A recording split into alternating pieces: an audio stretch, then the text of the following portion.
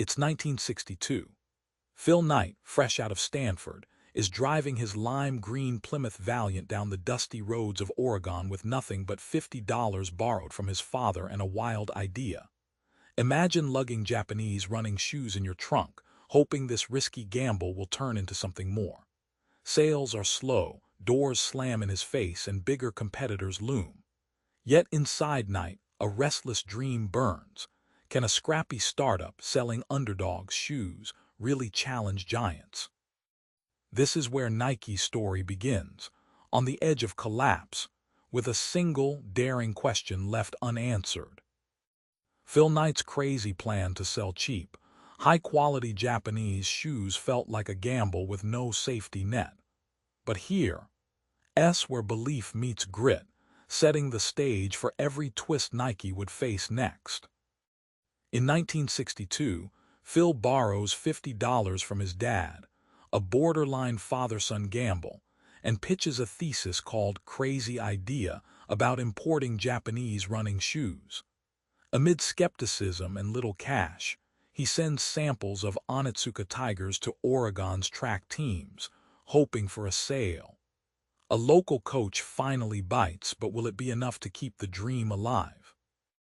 Knight's approach was like a street hustler, selling charm and relentless belief as much as shoes. He treated Onitsuka products like rare treasures, yet the supply chain was fragile and margins thin. The startup was a tiny boat in a sea of giants, proving the principle. Sometimes, passion-driven hustle is your best business model. Despite shaky sales, Knight learns passion fuels resilience. The crazy idea wasn't about spreadsheets. It was about obsession with running, shoes, and disruption.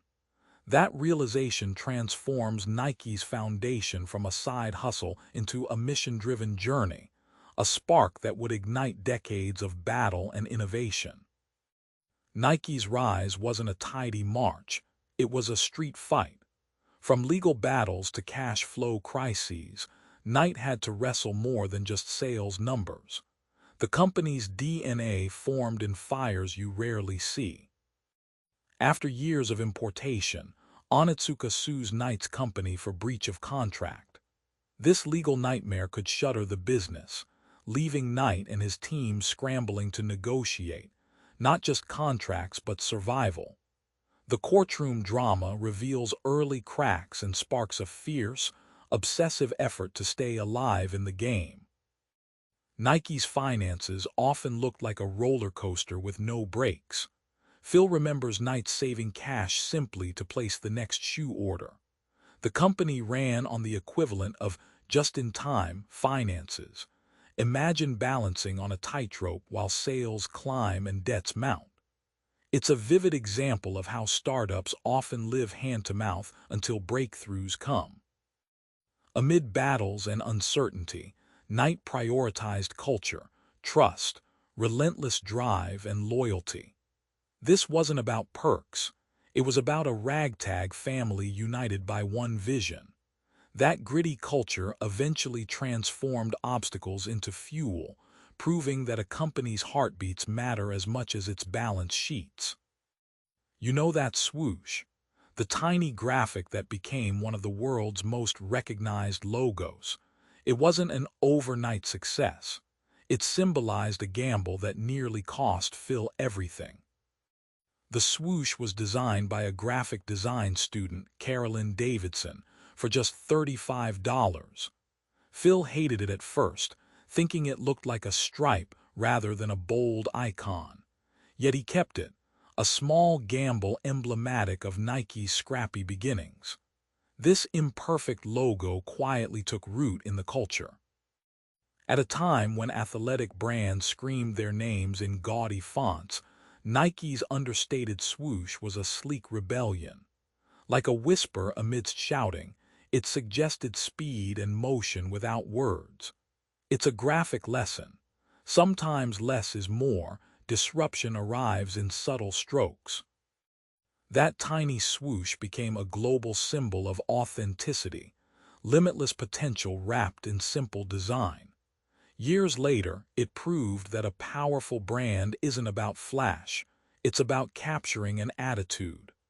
Nike's identity locked in, giving customers something to rally behind, long beyond just shoes. If Nike's story were a movie, the hero wouldn't be flawless, they'd be relentless. Phil's unyielding hustle was the pulse behind every victory and near disaster. Phil recollects hundreds of cold calls to skeptical retailers and tough conversations with distributors who'd never heard of his tiny brand. Each no was a bruise but also a clue. That relentless pitch machine didn't just sell shoes. It built belief step by step, fueled by stubborn heart.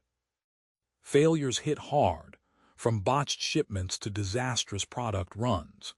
Yet Knight saw these setbacks not as dead ends but as lessons, each stumble a push into innovation. Like a marathon runner falling but refusing to drop out, Nike embraced failure as a necessary grit polish. Facing Goliaths like Adidas, Nike outworked them with guerrilla tactics, seizing moments, inventing marketing angles, and turning underdog status into an advantage. It's the startup scrappiness you love in stories, when volume, passion, and creativity overturn size and capital. Just when it feels like the battle is won, Nike's story shows us that success is its own kind of challenge. The leap from scrappy startup to worldwide giant isn't a straight line. In 1980, Nike went public, rushing into the glare of Wall Street. Suddenly, the scrappy brand had to answer to shareholders hungry for profits. Knight recalls the surreal transition, no longer a private rebel, but a public company under constant scrutiny, a fresh battleground where mistakes cost millions. Scaling Nike meant building systems and processes that didn't exist before: offices, HR, supply chains. Phil learned that the agility of a startup must evolve without losing soul. It's like teaching a wild stallion to harness trotting instead of galloping wildly, balancing control with spirit. Despite growth and fame, Knight kept returning to Nike's core mission, serving athletes and challenging limits. That commitment to authentic passion kept Nike from becoming a hollow corporate shell. It's a telling reminder: culture, mission, and purpose aren't perks, they're survival tools for giant companies. Remember that dust-covered lime green Plymouth Valiant, Phil Knight's rolling startup headquarters. It's more than nostalgia, it's a metaphor. Nike's journey teaches us that wildly imperfect beginnings, relentless grit, and staying true to your mission can transform the odds. So here's your try this.